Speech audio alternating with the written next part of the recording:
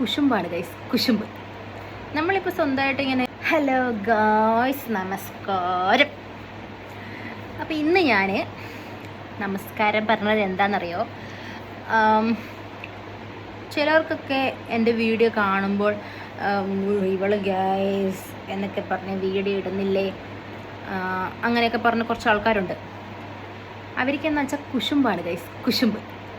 നമ്മളിപ്പോൾ സ്വന്തമായിട്ട് ഇങ്ങനെ വീഡിയോ ഇടുന്നു, റീൽസ് ചെയ്യുന്നു, അങ്ങനത്തെ ഓരോ ചെയ്യുന്ന കാണുമ്പോഴേ കുറച്ച് ആൾക്കാർക്ക് ഇങ്ങനെ ചൊറിയുന്നുണ്ടാവും. പിന്നെ നമ്മൾ മൈൻഡാക്കേണ്ട കാര്യമില്ല.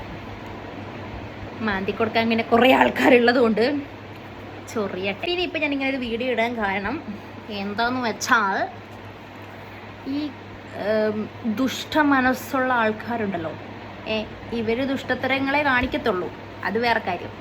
ഈ ദുഷ്ട മനസ്സും വെച്ച് പിന്നെ എന്താണെന്ന് വെച്ചാൽ നമുക്ക് അന്നം തരുന്നതാണ് ദൈവം.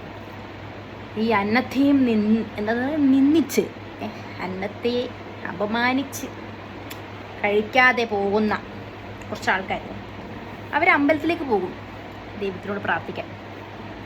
എന്തിന്? ദൈവമേ എന്നെ കാത്തോളണേ, ഉള്ള വഴിപാടും പുഷ്പാഞ്ജലി സംഭവങ്ങളൊക്കെ ചെയ്യും.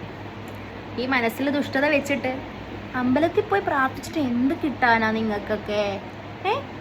എന്ത് കിട്ടാനാ?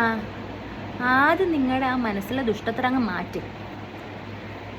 വെക്കുന്ന ഫുഡൊക്കെ കഴിച്ച് അമ്പലത്തിൽ പോയി നന്നായിട്ട് മനസ്സുരുക്കി പ്രാർത്ഥിച്ചാൽ എല്ലാം ദൈവം തരും.